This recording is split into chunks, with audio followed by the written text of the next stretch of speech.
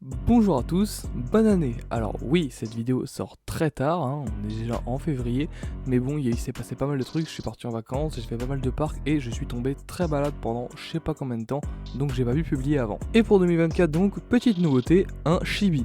Bon, il est pas incroyable parce qu'il a été fait avec une IA, donc il a qu'une expression, mais c'est mieux que rien. Et j'espère que j'arriverai à trouver des contacts pour m'en faire un peu plus. Donc aujourd'hui, je vais retracer mon année 2023 en termes de parcs et de voyages, car elle a été très chargée. On commence de suite. Tout commence les 28 et 29 janvier avec le premier parc de l'année, et pas des moindres, Disneyland Paris. 2 jours incroyables sur le parc avec la découverte de Crush Coaster notamment, et bah pas des Avengers Campus, puisqu'après 1h30 d'attente pour Web, l'attraction est tombée en panne. Et vu que ça nous a énervé, on a mangé au Stark Industries et puis on est parti direct, bref. Et aussi la redécouverte de l'hôtel Cheyenne avec son atmosphère si paisible de jour comme de nuit et son Starbucks intégré bien pratique. J'ai aussi testé pour la première fois le Hannes Diner où j'ai mangé l'un des meilleurs burgers de ma vie et on a aussi bien évidemment mangé au Rainforest Café comme chaque année. Bref, à part pour les Avengers Campus, ça a été un incroyable séjour et ça a magnifiquement commencé 2023. Le prochain voyage arrive en février avec une semaine du 13 au 20 à Tenerife. C'est une île qu'on connaît extrêmement bien, sachant qu'on y va quasiment tous les ans et c'est un paradis. Température idéale, cadre parfait, all inclusive à l'hôtel, Hard Rock Café, bref, le rêve. Mais aussi passage obligatoire au Siam Park, l'un si ce n'est le meilleur parc aquatique du monde. En gros, c'est une façon parfaite d'oublier qu'on est en plein milieu de l'hiver en France. La suite arrive le 2 avril avec Walibi Belgium, parc qu'on adore et qui est pas très loin de chez nous. Au programme du classique, Conda, Pulsar, Challenge of Toutankhamon et plein d'autres attractions toutes aussi fun. Toujours en avril, petit séjour tranquille dans le Jura du 7 au 10. Pas de parc certes, mais des fois faut varier les plaisirs. Mais on est loin d'en avoir fini avec avril. Pendant les vacances, on reprend les choses sérieuses avec le Flopsa Trip, qui a d'ailleurs donné lieu au premier trip report de cette chaîne. Une première journée mémorable le 17 avril avec la découverte donc de Plopsaland et ses excellents Anubis et Ride to Happiness pour ne citer que. Journée tranquille et folle, même si j'ai toujours en travers de la gorge mon seul et unique tour de RTH à cause de la bouffe grasse du parc qui m'a donné la gerbe, mais bon. Et aussi le petit hôtel modeste avec une chambre cosy dans laquelle on chill en mangeant nos donuts Oreo pris à Plopsa, c'était franchement très cool aussi. Et le lendemain, je crois la journée la plus chargée de toute ma vie, Benlis Park, puis le parc d'Olin, l'Ose Park, Ch'ti Park, rappelez-vous c'est là que j'ai failli mourir dans Messi, le Fleury et la foire de Charleroi. Une journée épuisante certes, en plus je me rappelle qu'on n'avait rien mangé jusqu'au soir, mais ça reste des souvenirs incroyables. Et non, on en a toujours pas fini avec avril, je pense qu'on a mal vécu le fait que les parcs étaient fermés pendant 4 mois mais bref.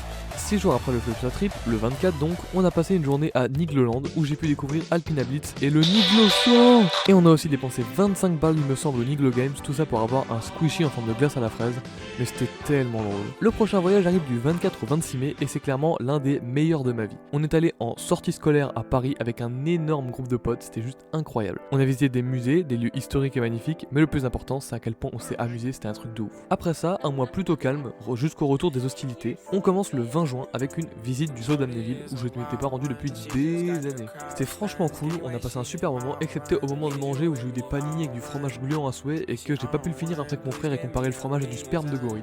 C'était clairement un de mes plus gros frères de l'année, vraiment c'était pour me tuer. On continue avec une sortie à Walligator le 29 juin, ma première visite de la saison, où j'ai donc pu découvrir la nouvelle zone d'entrée, le village des explorateurs, et la Rotema du Wallyboat. Un magnifique travail de la part des équipes du parc, mais malheureusement, sachant qu'il n'y a pas eu de véritable nouveauté en termes d'attraction, le nombre de visiteurs n'a pas suivi et la saison n'a apparemment pas été très bonne pour le parc. Cela dit, les décors sont magnifiques et j'espère que le parc va continuer dans ce sens, malgré les changements à venir. Et quelques jours après, le désormais célèbre Germany Trip, non, où on est donc allé visiter Movie Park Germany le 3 juillet.